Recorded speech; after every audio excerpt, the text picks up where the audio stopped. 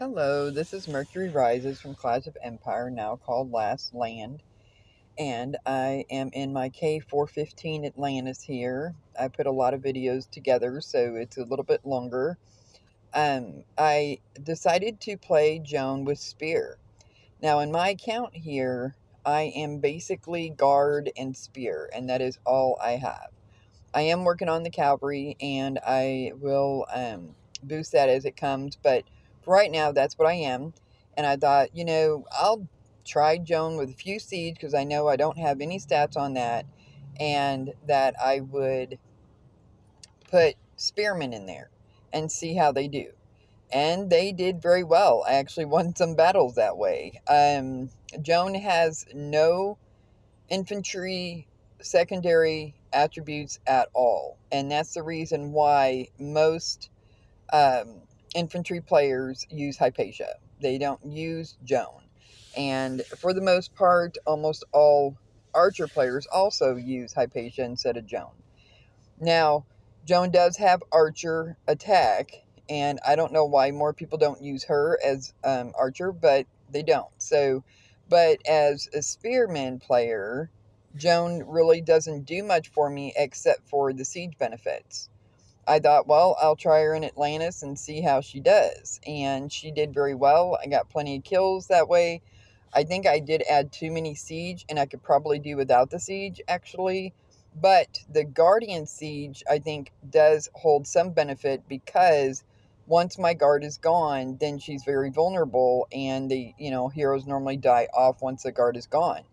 So the Guardian siege do play a benefit in that.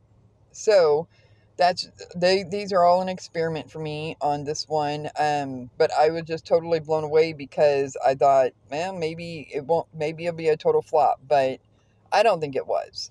I think it was actually quite a success. So, as far as the playing with the secondary attributes of the heroes, I encourage this because whatever your specialization is on, those troops are going to fight, and they're going to fight very well if that hero has that as a secondary attribute. And I have seen this over and over, and I have played it over and over this way and done it this way. And most people, they play one strong hero and they go out and then they refill the guard and they go out.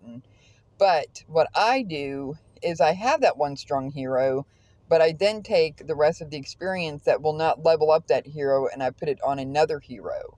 And I use that one as a secondary hero. And then the little bit that's left, I'll put on another hero just as like a suicide troop, because I might need the city to be open just long enough to get my heroes and my scouts there. And the reason why I do that is because I can take a stronger city this way by having the scouts jump over or skip over the stronger heroes that are in that city. So as long as there's not more than 2 or 3 heroes bigger than I am, then I can usually get a lot of kills because I'm knocking those bigger heroes to the rear. And eventually I may or may not get to them. But if I do, I'm going to die anyway. And by that time my guard is gone. I've gotten plenty of kills in that city. And that's how I attack cities. So I showed my Joan here, and like I said, she has spear on her, and that's where my specialization is, and you can see that. So in Caesar, Richard, they're very good with horses. Richard's very good with archer, if that's where your specialization is. Joan has proven to be very good with horses as well, and then of course, you want to use your main hero with your main specialization to get the most kills. This is true. But if I have a hero that I don't have the specialization on that main attribute that the hero has, I can use these secondary attributes to my benefit as long as I have strong statistics in the secondary attribute. So Joan, if say I was an archer player, I would actually put bow on Joan because she has archer attributes. And a person could use Genghis. If they were a bow player, they could use Genghis because Genghis also has an archer attribute. Now, very commonly people use Alex, and they'll put archer, of course, on there, and they'll put spear.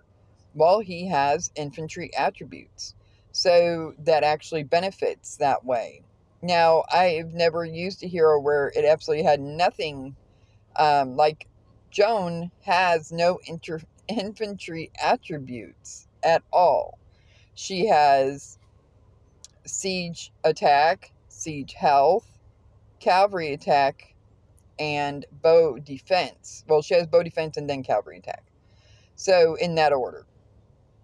And so, for me to put spear on her was a very big experiment, but it seems to have paid off, as that's where my specialty lies. So, and to be fair, siege in general boosts all the troops, and so, I guess that's the reason why it works. So the next battle here, I show a Marco. Now, Marco is a very tough player. We were actually against his Atlantis last time, but we allied with him this time, and he completely takes over Atlantis. He has several big, strong heroes and just totally takes it all out. Now, we did end up losing this Atlantis, which was kind of a shame. We were ahead until, like, literally the last few hours. We were ahead. I went to bed. I woke up and we were behind, and we didn't lose. We got second place. So, but anyway, Marco is using horses on his Caesar here, and that's what I was wanting to show you, is that as he is a cavalry player, using Caesar gives that extra infantry boost. And it never really occurred to me until this week that in my cavalry count, were both the cavalry counts that I played in 313, when the infantry was weak, using the Caesar boosts that infantry health and attack, of course, but it didn't help me with the attack. But with the health, it must have boosted my infantry health, because I had poor infantry health in both those accounts. And it's very, very normal for me as a cavalry player to have poor infantry health. It has never stopped me. I win duels all the time. I win in Atlantis all the time. My infantry health being low has never seemed to stop me.